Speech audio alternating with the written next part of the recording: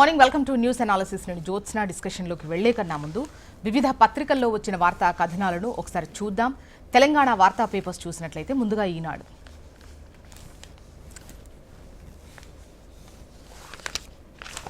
మనకు బ్యానర్ ఐటంగా నిన్న భూమాత పోర్టల్ను సీఎం రేవంత్ రెడ్డి ఆవిష్కరించిన విషయం మనకు తెలిసిందే. నిన్న ప్రారంభించారు. ఆ వార్తని ఇక్కడ హైలైట్ చేస్తూ బ్యానర్ ఐటంగా ఇచ్చారు. భూ వివాదాలకు ఇక చెల్లు అంటూ కథనాన్ని ఇచ్చారు. భూభారతితో అది సాధ్యం, అమలు బాధ్యత రెవెన్యూ సిబ్బందిదే. నాటి పాలకులు వారిని దోషులుగా చిత్రీకరించారు. నాటి ముఖ్యమంత్రి ఎలా దూషించారో చూశారు. రెవెన్యూ శాఖపై సృష్టించిన అపోహల్ని తొలగించేలా పనిచేద్దాం. సీఎం రేవంత్ రెడ్డి పోర్టల్ను ప్రారంభించిన ముఖ్యమంత్రి. ఇక రైట్ సైడ్ పైన టాప్లో గనక మనం చూసినట్లయితే తెలంగాణలో అడవులపైకి బుల్డోజర్లు తోలుతున్నారు అంటున్నారు ప్రధాని. రాష్ట్ర ప్రభుత్వం ప్రజలకిచ్చిన వాగ్దానాలను మరిచింది. కర్ణాటక, హిమాచల్లోనూ ఆ పార్టీ ప్రభుత్వాల తీరు అలానే ఉంది. కాంగ్రెస్ అంటే విశ్వాసఘాతుకం, బీజేపీ అంటే సత్యానికి ప్రతీక అంటున్నారు ప్రధాని నరేంద్ర మోదీ. నిజంగా సానుభూతి ఉంటే ముస్లింలకు పార్టీ అధ్యక్ష పదవి ఇవ్వండి, వారికి 50% టికెట్లు కేటాయించండి. కాంగ్రెస్కు ప్రధాని మోదీ సవాల్ విసిరినటువంటి విషయాన్ని ఇక్కడ హైలైట్ చేస్తూ కథనాన్ని ఇచ్చింది. ఆయన మాట్లాడినటువంటి విషయాన్ని. సో వివిధ అభివృద్ధి పనులకు ప్రధాని నిన్న శ్రీకారం చుట్టారు హర్యానాలో ఉన్నటువంటి యమునానగర్లో. ఆ సందర్భంగా మాట్లాడినటువంటి మాటలను, చేసిన వ్యాఖ్యలన్నింటినీ ఇక్కడ హైలైట్ చేస్తూ టాప్ ఐటంగా ఇచ్చారు. ఇక అది పూర్తిగా ప్రభుత్వ భూమే అంటూ ప్రభుత్వం సుప్రీంకోర్టుకు అఫిడవిట్ సమర్పించింది. కంచె గచ్చిబౌలి భూమిపై రాష్ట్ర ప్రభుత్వ స్పష్టీకరణ అంటూ ఈ వార్తనిచ్చారు. నెక్స్ట్ ఆంధ్రజ్యోతి.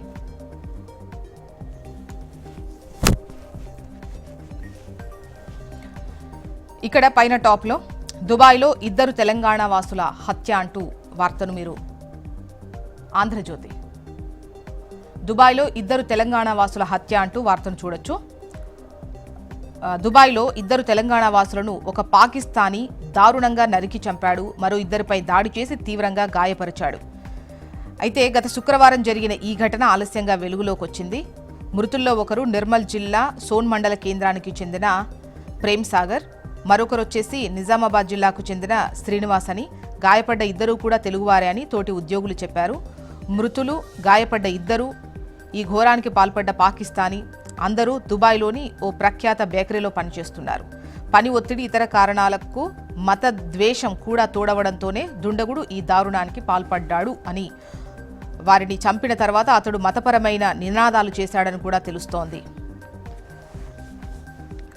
ఇక బ్యానర్ ఐటమ్ వచ్చేసి భూభారతి రైతుల చుట్టం అంటున్నారు సీఎం. మే మొదటి వారంలో కలెక్టర్ల బదిలీలు, ఈసారి పెద్ద సంఖ్యలో ఉండే అవకాశం. పథకాలపై ప్రజల్లోకి ప్రజాప్రతినిధులు. జూన్ 2 వరకు విస్తృతంగా కార్యక్రమాలు. నేటి సీఎల్పీ సమావేశంలో సీఎం దిశానిర్దేశం. నిన్న జరిగిన సీఎల్పీ సమావేశానికి సంబంధించిన వివరాలు, అదేవిధంగా భూభారతి ఆవిష్కరణకు సంబంధించినటువంటి వార్తను హైలైట్ చేస్తూ టాప్ ఐటంగా ఆంధ్రజ్యోతి ప్రచురించింది. రైట్ సైడ్ కనుక చూసినట్లయితే అంబేద్కర్ జయంతి సాక్షిగా వర్గీకరణ అమల్లోకి 4 ఉత్తర్వులు రిలీజ్ చేసిన సర్కార్. ఇక అన్ని ప్రభుత్వ ఉద్యోగాల ఖాళీల భర్తీకి వర్గీకరణ ప్రకారమే ఎస్సీ రిజర్వేషన్లు అంటూ వార్తనిచ్చారు. నెక్స్ట్ నమస్తే తెలంగాణ. కంచ రైతు వెత, కంచికి చేరని కథ అంటూ 444 ఎకరాలు తీసుకొని పైసా పరిహారం ఇవ్వని ప్రభుత్వం. 20 ఏండ్లుగా ఎదురు చూస్తున్న 186 మంది రైతులు. ఎయిర్పోర్ట్ కోసం సేకరించి ఇతర కంపెనీలకు సంతర్పణ. అక్కడ బిల్లిరావుకే కట్టబెట్టిన బాబు, రద్దు చేసిన వైఎస్. ఐఎంజీ భారత కేసు ఓడిపోవడంతో రేవంత్ సర్కార్ ఫెన్సింగ్. తమ భూములు తిరిగివ్వాలంటూ రైతుల పోరుబాట. 1956లో మొత్తం 2131 ఎకరాలను సేకరించిన అటవీశాఖ. పశుగ్రాసం కోసం పశుసంవర్ధక శాఖకు భూముల బదలాయింపు. ఏండ్ల తరబడి సాగు చేసుకొని జీవనోపాధి పొందిన రైతులు.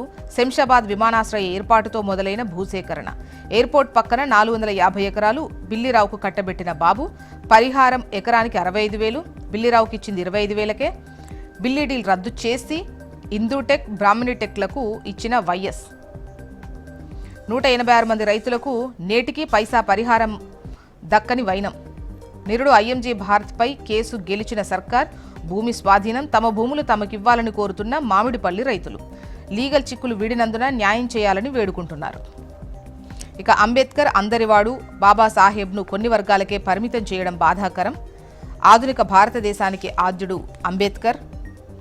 ఆ మహనీయుడు మార్గంలోనే కేసీఆర్ పోరు, భీమ్రామ్ స్ఫూర్తితోనే ఎన్నో సంక్షేమ పథకాలు. తెలంగాణ భవన్లో ఘనంగా అంబేద్కర్ జయంతి వేడుకలు. Next Hans India. ఇక్కడ బ్యానర్ ఐటంగా భూభారతి లాంచింగ్కు సంబంధించి వార్తను హైలైట్ చేస్తూ CM launches Bhubharati, claims land management portal will make Telangana litigation free. And the next news, vote bank का virus, Modi slams Congress for opposition Waqf law. And the next news, states can't refuse to implement Waqf law, BJP. AP వార్తా విశేషాల్లోకి వెళ్దాం.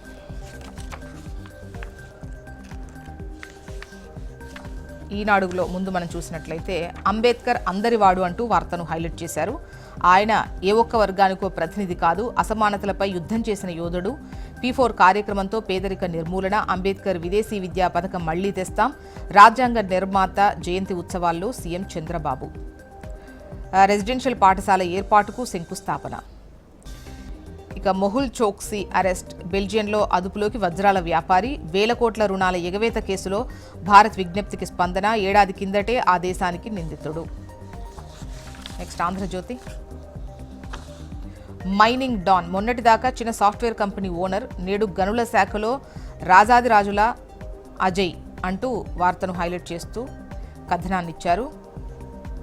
మళ్లీ అంబేద్కర్ విదేశీ విద్య, ఎస్సీల పిల్లలకు అత్యున్నత విద్యే లక్ష్యం, పేదరికం లేని సమాజాన్ని నిర్మిస్తాం, రాజకీయమంటే మభ్యపెట్టడం కాదు దారి చూపడమని 10 నెలల్లో చూపాం, ఒక్క కుటుంబాన్నైనా నాడు బాగు చేశారా, ఇంకా కుటుంబాలను నాశనం చేశారు.